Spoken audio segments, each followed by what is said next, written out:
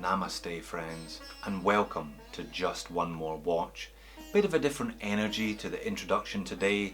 No coffee for me. I'm trying to keep my heart rate to a minimum and my blood pressure low because I'm just about to take on my most ambitious set of mods to date. I seem to say that with every mod video. I obviously like making it harder for myself, don't I? Today though, it's the much vaunted Valjoux 7750 swap, a video that is well over a year in the making. You may remember towards the end of last year I bought what I described as the world's ugliest watch, a giant carbuncle made by Technomarine, but it did have a fresh Valjoux 7750 in the back of it. My plan has always been to take the movement out of that and put it into a new old stock case that I bought about a year ago. So why the nerves today? Why am I trying to stay calm? Well, have you seen the size of the hands on the chrono subdials of a Valjoux 7750 recently? It's going to be a bit of a nightmare, I suspect. And also I realise how much money I've got on the table today.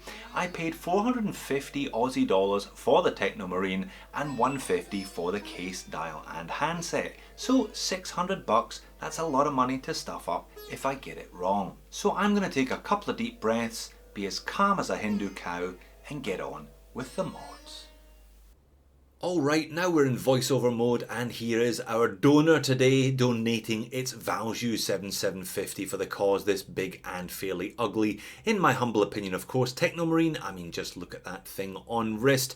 I'm sure a lot of you would prefer this one to the one that I'm going to mod it into, this one, but hey, this is my watch, it's not for you, it's for me. There's the two, so what I'm going to do, pretty much simply, transfer the movement over from one to the other. That case came with dial and hands, etc. So here we go then. Quick release, rubber strap on this, making it a little bit easier for me. I put the head of the watch into that rather brutal looking movement holder, watch head holder. Nice and easy job there, unscrewing the case back, and then all I had to do was find the little lever to depress it and the crown just popped straight out.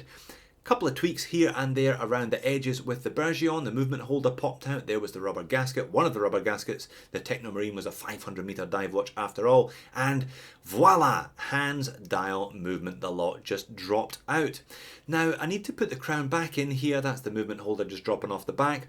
I lined it up to midday, not midnight, but midday. You'll see why I did that earlier on. It'll just keep everything running nicely when I do put the new handset on. Now, Bergeon dial protector and presto hand puller. I'm not all that bothered about the dial of this Technomarine to be honest, so I just whipped off all those little sub dial hands without using the dial protector, but I did use it when I removed all three of the hands, the chrono hand, the hour hand and the minute hand. As you can see, come on Jody, get that underneath there and get that presto tool engaged. There we are, off they pop. Just the one at the top to remove and that is a good job. So the 7750, I had to look this up. There's a couple of little levers here, one at either side. You need to kind of engage and disengage them. They obviously grip the dial feet and once both of those levers are disengaged, the dial pops off and we have a naked 7750.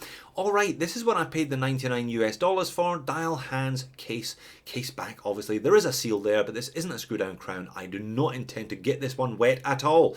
So that's the new dial on the movement, and once again I replaced those little levers so that they grip the dial feet nice and tight. There was a bit of a smear, a bit of a smudge between 1 and 2. I had a go with some Goo Gone. Goo Gone sometimes though doesn't do dials any favours and it didn't come off, but it's not particularly noticeable. It's certainly something I am prepared to live with in what is essentially a new old stock watch. You don't expect it to be perfect. Alright, so I dropped the movement in. This one claims it doesn't need a movement holder at all. I dropped the movement in, just put the case back on, made sure that I could hear the rotor spinning freely before I started putting on the hands, before my nightmare began. Alright, here's the little bag of hands. Rather nicely they gave me 4 mini sub-dial hands, so I did have a spare, which of course I bent, and they also gave me a second chronograph hand.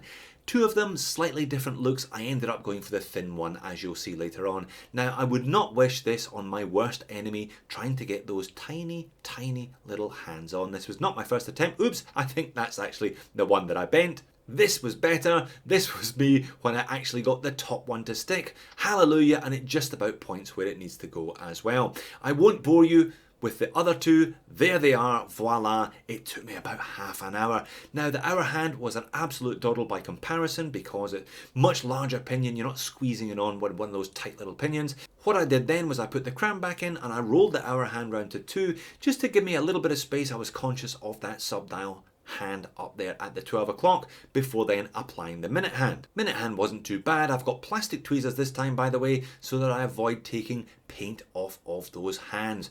Minute hand worked pretty well. Quick squeeze with one of my hand pusher tools. Again, I'm using the individual pusher tools these days, another upgrade from previous mods, and on it went. Once again, put the crown in, spin it round to half past because I'm going to have to put that chrono hand on the top, which was the fiddliest of all. I will not bore you with 20 minutes of me huffing and puffing. Voila, there it is. I actually don't have a movement holder for the 7750, so I put it in that rather brutal case holder, but it did the job. It kept everything in one place for me long enough to get that chrono hand on. All right, puffed everything, gave it a bit of a wipe out on the inside, make sure there was no dust, there was no leftover paint before once again putting the Valjoux 7750 movement into its new home. Flipped it over, tightened up the case back, and then engaged the old crown. Now I do have to swap the crown, old crown for new crown, as you'll see in just a second, but once again I wanted to make sure everything fit, there was no problems at all, nothing was fouling anywhere, so I put the crown in and just pulled it out to the third position and made sure that none of the hands were fouling each other, and it all appeared to be pretty good. I thought the chrono hand was a little bit angled upwards, so I angled it downwards and then reassembled it all. Now the crown here, grab the crown stem with a set of pliers and twist that crown off, the Technomarine crown off. I'm going to have to trim that crown stem because the crown doesn't have to be as long in this case. That's the new crown there. But as you can see, there's a bit too much gap. Everything works. Once again, checking as I go, making sure it all works. I can wind the movement, I can pull it out, and I can adjust the day and date there, as I should be able to. And one more pull and I can adjust the time. Again, nothing fouling. However, I did need to trim maybe about 2 mil off that crown stem to ensure that the crown fits nicely. Not entirely flush, but nicely with the case. Now that Loctite thread locker was another thing that I picked up since I did the SKX mods, just ensuring the crown will stay attached to the stem.